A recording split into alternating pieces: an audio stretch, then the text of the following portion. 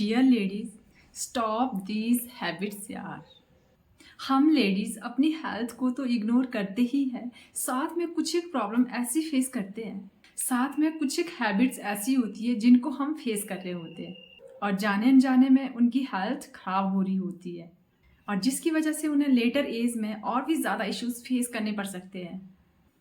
Hi everyone, मेरा नाम है उपमा गांगटा और आज की वीडियो में मैं शेयर कर रही हूँ आपसे कुछ एक ऐसे पॉइंट जो कि हम लेडीज़ जाने अनजाने में फेस कर रही होती है और आगे चलकर उसके नेगेटिव इफ़ेक्ट्स हो सकते हैं और ये वीडियो आपको अवेयर करने के लिए है।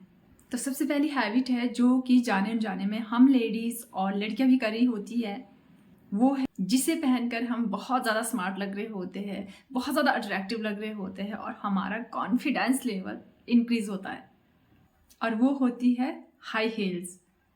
हाई हील्स बहुत ही ज़्यादा ट्रेंडिंग भी है और जिसने पहनी हो सबका ध्यान उसकी ओर ही जाता है कि वाह कितने अच्छे से इसने कैरी की है हाई हील।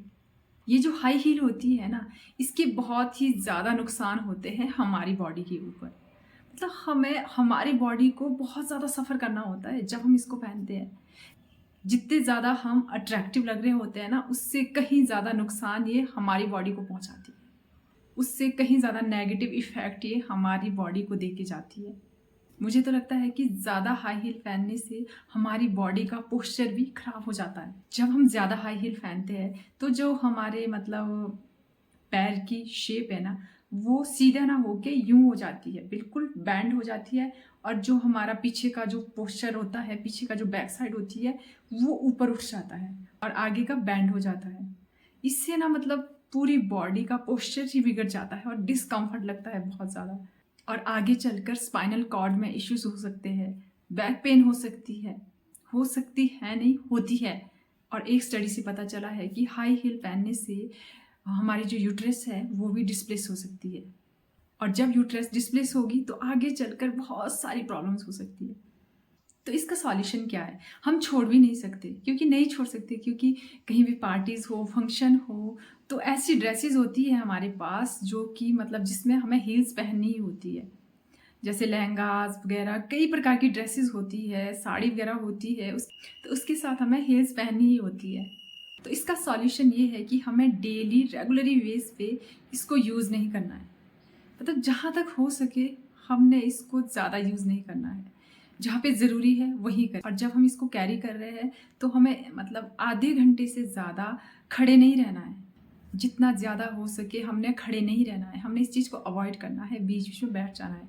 क्योंकि मतलब जब हम हील कैरी करते हैं तो जब हम खड़े होते हैं तो हमारी बॉडी को बहुत सफ़र करना होता है, हमारी बॉडी डिस्कम्फर्ट हो जाती है। और जो हमारे हील्स की एक आइडल हाइट है ना, जैसे 2 इंच या 1 डेढ़ इंच 2 इंच तक वो चल सकती है, उसको हम मतलब कैरी कर सकते हैं। वैसे 2 इंच तक ही मतलब हील्स पहननी चाहिए और हम पेंसिल हील की जगह प्लेटफॉर्म हील पहन सकते हैं। एंड सबसे इम्पोर्टेंट बात, अगर कोई प्रेग्नेंट लेडी है उसे मतलब हील्स पार्टी फंक्शन में भी अवॉइड करनी चाहिए, बिल्कुल अवॉइड करनी चाहिए। या फिर जिनको बेबी कैरी करना है अपने साथ, मतलब इस तरह से मतलब इसमें पाँव मुड़ने के चांसेस हो सकते हैं या गिरने के चांसेस हो सकते हैं, उनको भी हाई हील को अवॉइड करना चाहिए। और क्योंकि गर्ल्स को भी अवॉइड करना चाहिए क्योंकि ये उनकी ग्रोइंग एज है। अगर हम ग्रोइंग एज में ज़्यादा हाई हील पहनेंगे तो 100% चांसेस है का जो बॉडी पोस्चर है उसके ख़राब होने के और यूट्रस डिस्प्लेस के भी चांसेस बढ़ सकते हैं। इसीलिए ग्रोइंग एज में भी अवॉइड करें। एंड जो सेकंड हैबिट है उसको भी थोड़ा बहुत अवॉइड करना चाहिए, वो है बहुत ज़्यादा मेकअप करना। मेकअप के बिना लेडीज़ गर्ल्स कैसे रह सकती है? नहीं रह सकती।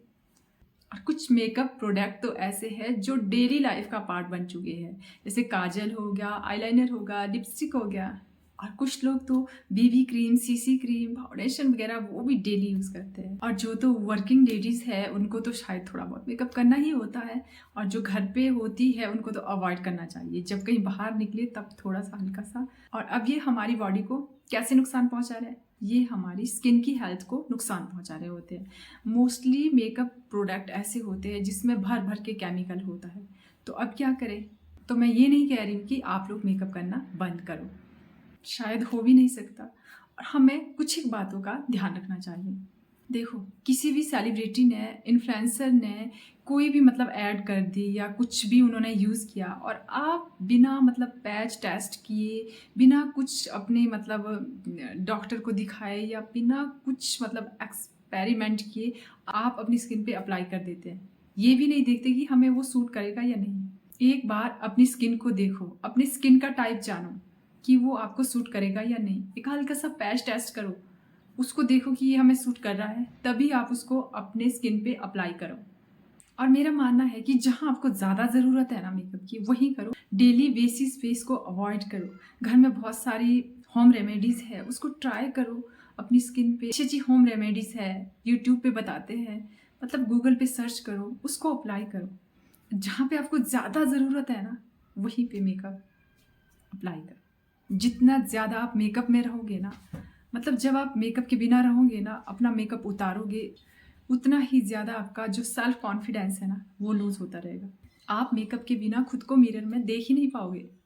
अगर ज़्यादा ही ज़रूरी है तो आप जो ये केमिकल मेकअप प्रोडक्ट है ना, इससे शिफ्ट होके आप मतलब आयुर्वेदिक मेकअप प्रोडक्ट है ना, उस पे आ जाओ। ऐसी बहुत सारी कंपनियां हैं जो हर्बल मेकअप प्रोडक्ट बनाती है, तो ये कम से कम नुकसान पहुंचाएंगे आपकी स्किन को। जो मेरा एक्सपीरियंस है ना, उसके बेस पे ही मैं आपको ये सब बता रही हूँ। और सबसे इम्पोर्टेंट बात, मान लो आप कहीं पार्टीज़ में गए हैं और आपने बहुत सारा मेकअप किया है और आप रात को अपना स्किन केयर नहीं करते, अपना मतलब वॉश नहीं करते स्किन, तो रात को ऐसे ही सो जाते, तो सबसे बड़ा नुकसान तो तब होता है क्योंकि हमारे जो मतलब पोर्स होते हैं ना, वो मेकअप से सारे बंद हो जाते हैं। अगर दिन को तो हमने बहुत सारे प्रोडक्ट अपने स्किन पे लगा लिए और हमारी स्किन सांस भी नहीं ले पा रही ढंग से, और रात में भी वही प्रोडक्ट हमारे स्किन पे है, तो रात में भी हमारी स्किन बिल्कुल भी ब्रीथ नहीं कर पाएगी। तो इससे बहुत ज़्यादा प्रॉब्लम होती है, पिंपल्स, एक्ने वगैरह बहुत ज़्यादा प्रॉब्लम आपको फेस करनी पड़ सकती है। तो इसीलिए जब भी आप मेकअप करते हैं तो रात को मेकअप उतार के ही बिल्कुल क्लीन करके सोएं। और एक सबसे इम्पोर्टेंट बात, और जब भी आप वर्कआउट कर रहे हैं तो आपका जो स्किन है ना, वो बिल्कुल क्लियर होनी चाहिए, नो मेकअप। क्योंकि जो जब भी हम वर्कआउट कर रहे होते हैं तो हमारे जो पोर्स होते हैं ना, उससे जो पसीना निकलता है ना, उसके थ्रू जो टॉक्सिन्स होते हैं हमारी बॉडी में, वो बाहर आ जाते हैं। अगर उस टाइम भी मेकअप होगा तो वो बिल्कुल ब्लॉक कर देता है पोर्स को और फिर कोई फ़ायदा नहीं होता है। तो उस टाइम भी आप बिल्कुल क्लियर होनी चाहिए आपकी स्किन, बिल्कुल साफ। एंड थर्ड जो हम मिस्टेक कर रही होती है लेडीज़ और गर्ल्स, वो है रिसेंटली ये फैशन ट्रेंड्स। जो मतलब रिसेंट ये फैशन ट्रेंड्स जो आते हैं ना, उनको ना ब्लाइंडली फॉलो करना, बिना किसी सर्च के, बिना किसी एक्सपेरिमेंट के हम एकदम से इन पे टूट जाते हैं, बिना इस बात को कंसीडर किए हुए कि हमें इसको फॉलो करना चाहिए या नहीं, ये क्या हार्मफुल इफेक्ट होंगे, बिना रिसर्च किए हुए हम इसको बिल्कुल फॉलो करने लग जाते हैं। जो कि आजकल चल रहे हैं, जिसमें हेयर केमिकल ट्रीटमेंट है, नेल एक्सटेंशन है। पहले हमें स्किन एक्सपर्ट से तो सलाह लेनी चाहिए कि हम ये कर सकते हैं, ये हमें सूट करेगा या नहीं, इसके साइड इफ़ेक्ट क्या है, या हमें डॉक्टर से कंसल्ट करना चाहिए इस बारे में, तब जाके हमें इन फैशन ब्रांड को फॉलो करना चाहिए।